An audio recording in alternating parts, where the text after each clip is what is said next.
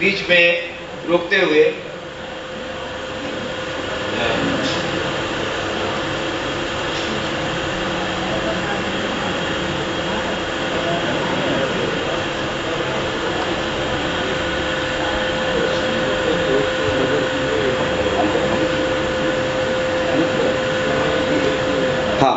हमारे बीच में अनिल तिवारी जी हैं, जो आप लोगों के सामने पालतू जानवर के ऊपर कुछ बोलने वाले हैं कि जानवरों का हमारे परिवार के साथ क्या संबंध होता है, तो उसके ऊपर आपको कुछ बताएंगे। तो अनिल तिवारी जी से निवेदन करता हूं कि वो आएँ और आप लोगों के सामने अपने विचार रखें।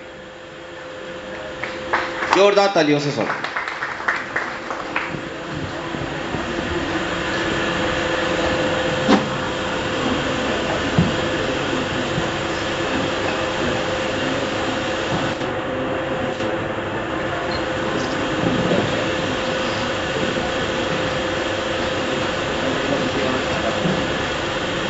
नमस्कार। यहाँ उपस्थित वरिष्ठ पत्रकार, संपादक और फिल्म जगत के सितारे जो यहाँ मंच पर विराजमान हैं, उन्हें मैं नमन करता हूँ।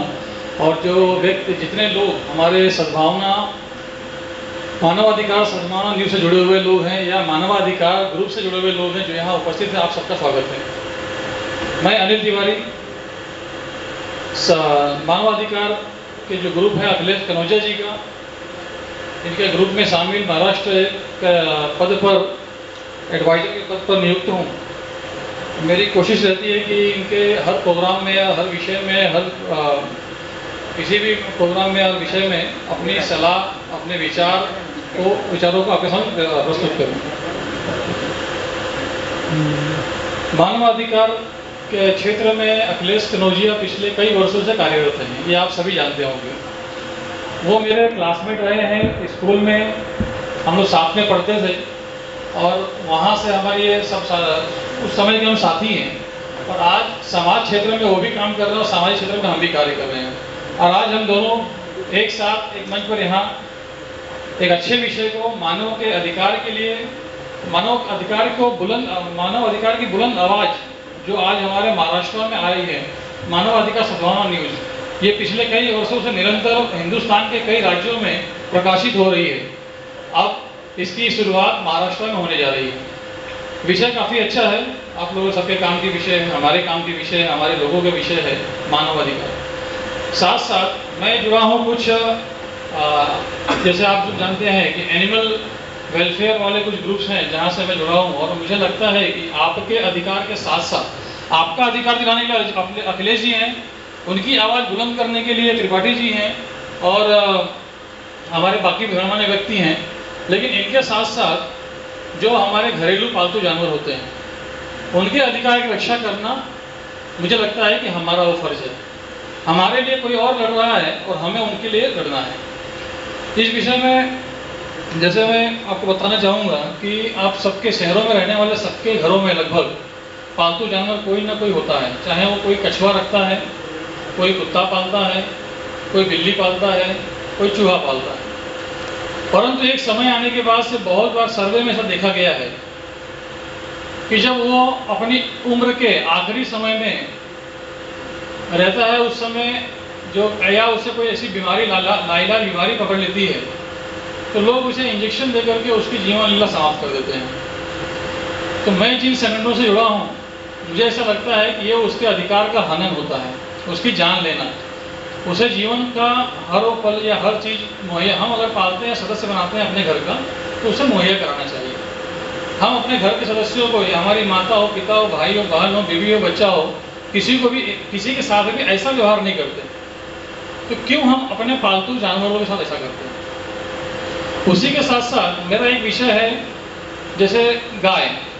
आप सब जानते हैं महाराष्ट्र में गौ माता का गौ हत्या पर रोक लगा दी गई है। यह भी एक सराहनीय कदम है सरकार का और मैं इसका समर्थक हूँ, क्योंकि हर वो व्यक्ति, चाहे वो किसी भी धर्म का हो, हम एक दूसरे की फैमिली, एक दूसरे के माता पिता, भाई बहन, सबका सम्मान करते हैं।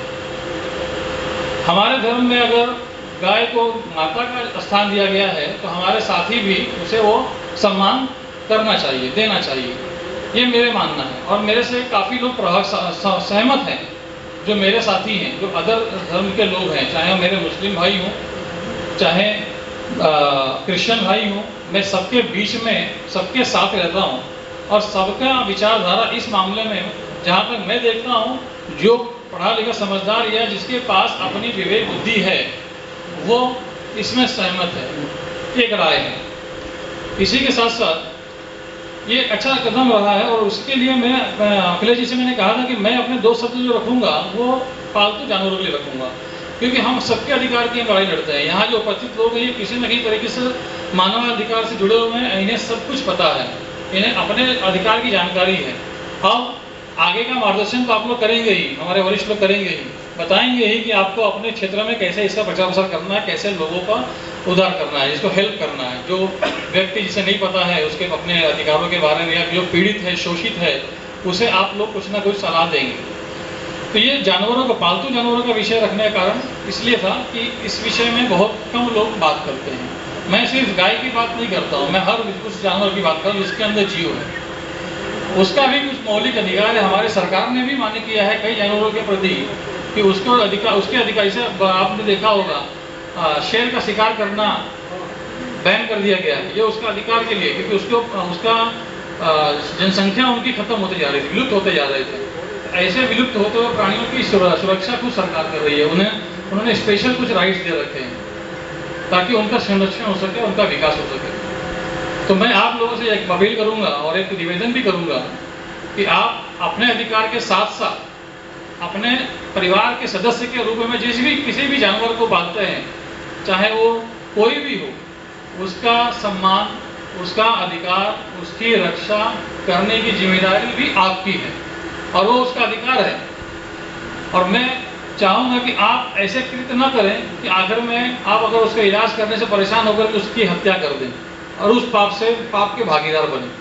तो मेरी सलाह आप लोगों को होगी, और मैं बहुत शुभकामनाएं देना चाहता हूँ अखिलेश जी को, क्योंकि इनकी महाराष्ट्र में जो सद्भावना, मानवाधिकार सद्भावना न्यूज़ की शुरुआत हो रही है, ये अपने दिन दुगनी रात चौगुनी तरक्की करे, आसमान की बुलंदियों को छुए, और आप लोगों के अधिकार की आवाज़ को पूरे भारतवर्ष में, पूरे विश्व में बुलंद करे। इसके लिए मैं बहुत बहुत बधाई देता हूँ संपादक साहब को, इन्होंने ये मौका अखिलेश जी को दिया यहाँ, और हम लोगों को दिया कि हम यहाँ पर इसका लाभ पा सकें। इसी के साथ मैं अपने शब्द विराम कर देता हूँ। धन्यवाद। जय हिंद। नमस्कार। बहुत बहुत धन्यवाद तिवारी जी। तिवारी जी ने आपको जानवरों के बारे में बताया कि किस तरह जो है हम लोग को जानवरों की रक्षा करनी चाहिए।